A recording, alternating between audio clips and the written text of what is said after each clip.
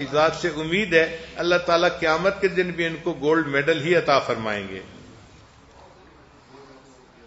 اس سال ہماری ایک بچی ہے جو ہارورڈ سے پڑھی ہوئی ہے اور M D P H D ہے۔ اول تو M D P H D سن کے ہی بندہ حیران ہو جاتا ہے کہ اتنی اعلیٰ تعلیم یافتہ بچی، اور اس نے بھی اس سال جو ہے عالمہ کا کورس اس میں داخلہ لے لیا۔ اب وہ الحمدللہ آئندہ 2-3 سالوں میں عالمہ بن جائے گی۔ اب M D P H D ہو اور عالمہ بھی ہو اور وہ دین کا کام کرے تو اس کے دین کے کام میں برکت ہوتی ہے۔ تو الحمدللہ کہ آج کے دور میں اللہ رب العزت نے دین اسلام کی تقویت کے لیے یہ ایک نیا سلسلہ ایسا شروع کروا دیا ہے کہ جس کی وجہ سے بچیاں دنیا کا علم بھی حاصل کر رہی ہیں اور ساتھ ساتھ دین کا علم بھی حاصل کر رہی ہیں اور خوب دین کے کام میں لگی ہوئی ہیں۔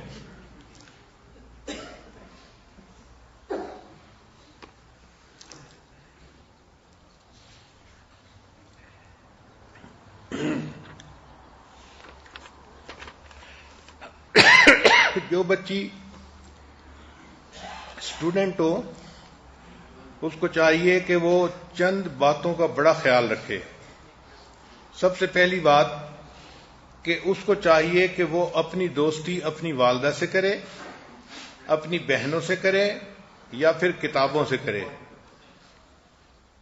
یونیورسٹی کی لڑکیوں کے ساتھ دوستی یہ انتہائی خطرناک چیز ہوتی ہے اور یہیں سے شیطان کو راستہ مل جاتا ہے۔ تو سب سے پہلا کام یہ کرنا چاہیے کہ علم حاصل کرنے والی بچی کو دوستی اپنی والدہ سے اور اپنی بہنوں سے کرنی چاہیے یا پھر کتابوں کے ساتھ دوستی کرنی چاہیے۔ یہ بہت امپورٹنٹ پوائنٹ ہے۔ پھر اگر وہ پڑھنا چاہتی ہے تو اس کو چاہیے کہ وہ اس طرح سے بات کو سمجھے کہ جب پڑھ لے تو اس کو آگے پڑھا سکے۔ Knowing is being able to teach it. پڑھنا اس کو کہتے ہیں کہ بندے کو اتنی سمجھ آ جائے کہ اگر وہ کسی اور کو سمجھانا چاہے تو اس کو سمجھا سکے۔ پھر ایک سائنٹیفک ریسرچ ہے، اس کو 48 آور رول کہتے ہیں کہ انسان کو جب بھی کوئی پیس آف انفارمیشن ملتا ہے تو وہ اس کے روم میں آ جاتا ہے۔ اب وہ اس کے روم میں جب آ جاتا ہے تو یہ چیز 48 آورز تک اس کے روم میں رہتی ہے۔ اگر اس دوران اس کو ریپیٹ کر لیا جائے تو یہ روم سے اس کے ریم میں منتقل ہو جاتی ہے اور مستقل حصہ بن جاتی ہے اس کی میموری کا، ورنہ پھر یہ ڈیلیٹ ہو جاتی ہے۔ تو 48 آور رولز کے حساب سے بچی جو روزانہ پڑھے اس کو ودن 24 آور دہرائے، یاد کرے تاکہ وہ اس کی پرماننٹ میموری کا حصہ بن جائے۔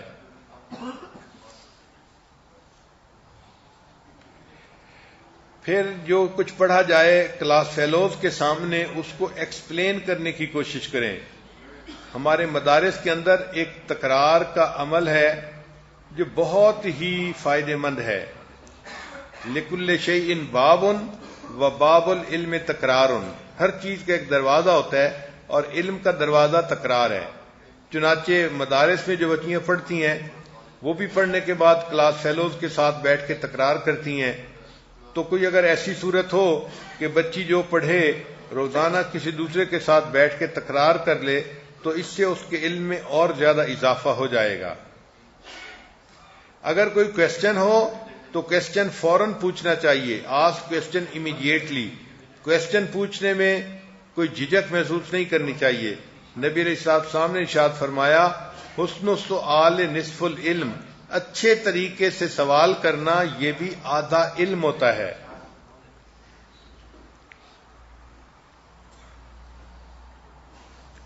چنانچہ اپنی کنسنٹریشن کو بحال رکھنا چاہیے، خاص طور پر کلاس میں، تاکہ جو معلمہ پڑھا رہی ہے اس سے پورا علم حاصل ہو سکے۔ یہ سب سے پہلا پوائنٹ تھا۔ دوسرا پوائنٹ تھا کہ don't multi task while studying. بچوں میں ایک بڑی خراب عادت ہوتی ہے کہ پڑھنے کے دوران وہ ایک وقت میں 2 کام کر رہے ہوتے ہیں۔ یہ ملٹی ٹاسکنگ پڑھنے کے لیے بہت نقصان دہ ہوتی ہے۔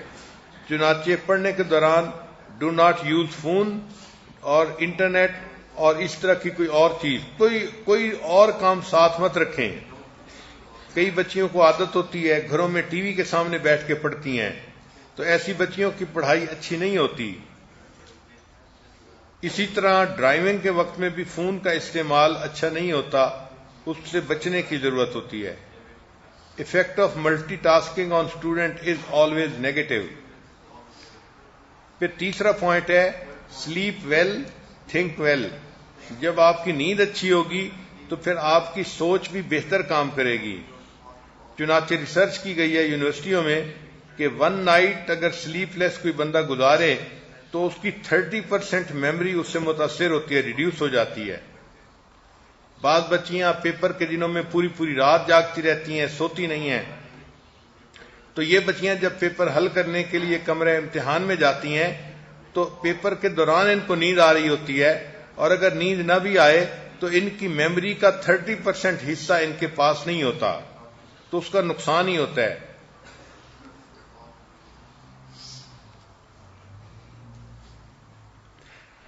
Sleep helps neurons in brain that impress long term memory. چنانچہ اگر اچھی نیند ہو تو انسان کی جو لانگ ٹرم میموری ہے وہ زیادہ بہتر ہوتی ہے. پھر چوتھا پوائنٹ جو ایک اسٹوڈنٹ کو اپنے سامنے رکھنا چاہیے کہ taking breaks destresses the mind. پڑھنے کے دوران 1 منٹ 2 منٹ کی اگر بریک لے لی جائے تو اس سے انسان کے ذہن میں سٹریس کم ہو جاتا ہے. مثلا نماز پڑھ لی، درمیان میں اٹھ کے وضو کر لیا، اس قسم کے چھوٹی چھوٹی بریک درمیان میں لے لینے سے انسان پھر فریش ہو جاتا ہے. پھر 5واں پوائنٹ کہ ریپیٹ ٹو ریمبر. جب آپ کسی چیز کو ریپیٹ کریں گی تو وہ آپ کی پرماننٹ میموری کا حصہ بن جائے گی. ریسرچ بتاتی ہے کہ 90% of what we learn in class is forgotten in first 30 days if we do not repeat it. پھر چھٹا پوائنٹ ہے کہ ایٹ اے ہیلدی ڈائٹ. اچھا کھانا کھانا چاہیے، مناسب کھانا کھانا چاہیے. اور 7واں ہے اوائڈ کلوٹر ڈیورنگ اسٹڈی. بچیوں کی عادت ہوتی ہے، بچوں کی بھی، کہ ان کے کمرے کو جا کے دیکھیں تو کہیں کتابیں پڑی ہیں، کہیں سامان پڑا ہے، گٹھڑیاں بنی ہوئی ہیں، ایک میس بنا ہوا ہوتا ہے پورا کمرہ. تو ایک اسٹوڈنٹ بچے کو اپنا کمرہ میس نہیں بنانا چاہیے بلکہ اس کو صاف ستھرا رکھنا چاہیے. جب چیزیں رکھنی ہیں تو ان کو ترتیب سے رکھنا، صفائی سے رکھنا، یہ ایک اچھی عادت ہوتی ہے. پھر make list of two do things with time. یعنی کچھ کام ہوتے ہیں جو کرنے ہوتے ہیں تو زبانی کریں گے تو کچھ کر لیں گے، کچھ رہ جائیں گے. بہتر طریقہ یہ ہے کہ اس کی لسٹ بنا لی جائے اور پھر ان کو ٹک کیا جائے کہ یہ کام میں نے کر لیے اور یہ کام رہ گئے.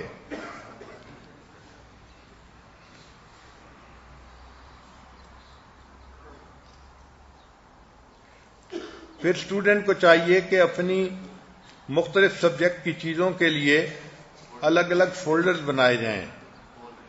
فولڈرز الگ الگ ہونا اس سے طالب علم کا کام کافی آسان ہو جاتا ہے.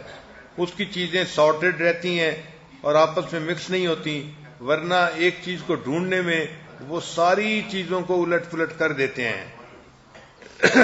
یہ وہ مینجمنٹ ہے جو کسی بھی طالبہ کو کام آ سکتی ہے اور اس سے اس کے تعلیم میں اس کا فائدہ ہو سکتا ہے. پھر تعلیم حاصل کر کے اللہ سے دعا بھی مانگے کہ اے اللہ اس علم کا نور میرے سینے میں اتار دیجئے. کیونکہ جب اللہ تعالیٰ سینے میں نور اتار دیتے ہیں تو پھر انسان علم سے، نور سے فائدہ اٹھانے والا بن جاتا ہے. تاریخ میں ایسی ایسی خواتین بھی گزری ہیں کہ جو قرآن و حدیث کا علم رکھتی تھیں اور اللہ تعالیٰ کی بہت مقبول بندیوں میں شامل تھیں، عبادت گزار تھیں، اور وقت کے بڑے بڑے علماء ان سے اپنے لیے دعائیں کروایا کرتے تھے. چنانچہ ایک بی بی تھی، اس کا نام تھا آمنہ رملیہ. ایک مرتبہ وہ بیمار تھیں تو ان کی عادت کے لیے بشر حافظ رحمۃ اللہ علیہ تشریف لائے، اور تھوڑی دیر کے بعد امام احمد بن حنبل رحمۃ اللہ علیہ بھی تشریف لائے. تو جب وہاں بیٹھے ہوئے تھے تو کوئی بات چلی تو امام احمد بن حنبل رحمۃ اللہ علیہ نے کہا کہ میرے لیے مغفرت کی دعا کر دیجئے. چنانچہ امام احمد نے ان سے اپنی بخشش کی دعا کروائی۔ آپ ذرا غور کیجئے، امام احمد بن حنبل رحمۃ اللہ علیہ کا علمی اعتبار سے کیا رتبہ تھا، اتنے بلند رتبے پہ جو فائز شخصیت تھی وہ بھی اس خاتون سے دعا کروا رہی ہے۔ چنانچہ انہوں نے سب کے لیے دعا کر دی، بخشش کی۔ امام احمد بن حنبل رحمۃ اللہ علیہ فرماتے ہیں اگلے دن میں بیٹھا ہوا تھا، اچانک میری گود میں ایک پرچی چھوٹی سی آ کر گری۔ فرماتے ہیں میں نے اس کو اٹھایا تو لکھا ہوا تھا کہ ہم نے تمہاری بخشش بھی کر دی اور اگر ہم چاہتے تو تمہارے لیے اور بھی بہت کچھ کر سکتے تھے۔